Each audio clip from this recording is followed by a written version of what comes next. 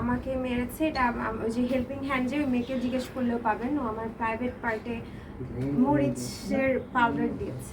মানে এই মরিচটা কেন দিল আসলে কোনো ঝগড়ার পর্যায়ে ও তো মানসিকভাবে বিকারগ্রস্ত, বরগুনা তো দেখেছি মেরে আমরা। এইভাবেই টর্চার করতো। বরগুনা তো দিল।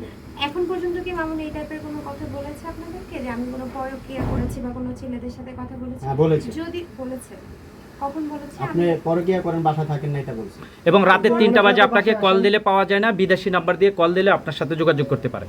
আমি ওকে ব্লক করে রেখেছি, এজন্য আমাকে কল দিয়ে পায় না। আর আমি কোনো ধরনের এটা যদিও প্রুফ করতে পারে তাহলে ও আমি আপনাদেরকে বলে দিলাম যে ও মোহনা কখনো পরকীয়া করে না। মোহনার কাছে যে কয়েকদিন আমি স্ত্রী শূন্যতায় ভুগছি জন্য মামুনের মাকে বিয়ে করতে চাই নাই। মামুনের মা যে ছেলেকে জন্ম দিয়েছে সেই ছেলে বুড়ি বিয়ে করার ট্রেডিশন বাংলাদেশে চালু করেছে। ওর ছেলের ট্রেডিশন ধরে রাখার জন্য আমি এই বুড়িকে বিয়ে করার অফার দিলাম। ইভেন তার সাথে আমাকে সে আমার জেন্ডার নিয়ে কথা বলেছে, সো আমার এটা প্রুভ করতেই হবে যে আমি ছেলে মানুষ। তো আমি ওই বুড়িকে দিয়ে প্রমাণ করতে চাই। আমি জানি না কে ইন্টারভিউ নিয়েছে ওর, ও হচ্ছে খুব প্রাউডলি বলতেছে আমি মাদকের ইয়েতে উজ্জ্বল নক্ষত্র। আপনাদের সামনে এই ধরনের কথা কিভাবে একটা মানুষ বলতে পারে? মানে মাদক নিয়ে ব্র্যান্ড প্রমোশন করতেছে, মাদক নিয়ে খুব ওপেনলি কথা বলতেছে আমি নাইট ক্লাবে যাই, মেয়েদেরকে নিয়ে যাই। এগুলো শোনার পরেও কি আপনারা মামুনের পক্ষে কথা বলবেন? বা অনেক কন্টেন্ট ক্রিয়েটার আছে, ধরেন আমি দেখলাম মানে অনেক বলতে হাতে গোনা 2-3 জন, যে একজন রেপিস্ট ওই টাইপের ছেলেরাই মামুনকে কিছুদিন আগে রেপ মামলায় ছিল, ইমরান কি জানি নামটা। আচ্ছা যাই হোক, ও বলতেছে আমি মামুনের সাপোর্টে।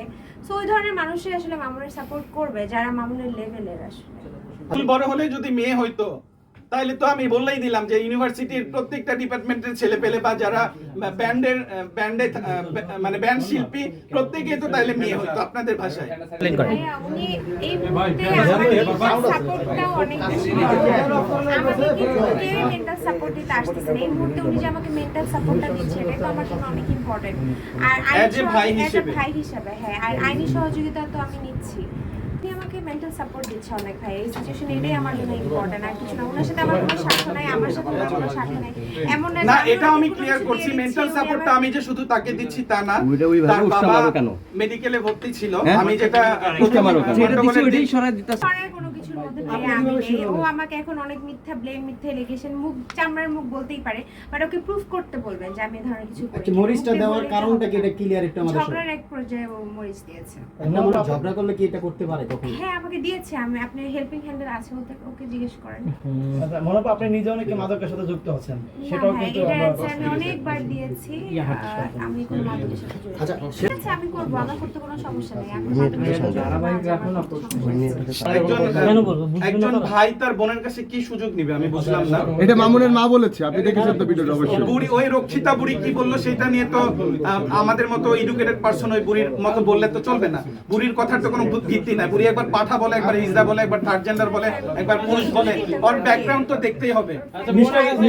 শোনেন, ওই বুড়ি যেদিন লাইলার বাসায় আসছিল সেদিন চটের ব্যাগ, বোঝেন, চটের ব্যাগে কাপড় নিয়ে আসছিল। হ্যাঁ, ওই বুড়ি আমাদের সামনে এসে কথা বলতে পারবে না। বুড়ি ওই বলছেন আমার বিরুদ্ধে মামলা দিবে, ওই বুড়ি আমার বিরুদ্ধে যদি 50টাও মামলা দেয়, বুড়ির এগেনস্টে আমি এই কথাগুলোই বলবো। চটের ব্যাগে কাপড় নিয়ে এসে বুড়ি, চটের ব্যাগের মধ্যে ছেলের বউ অসুস্থ হলে কাঁঠাল নিয়ে আসে বুড়ি, একটা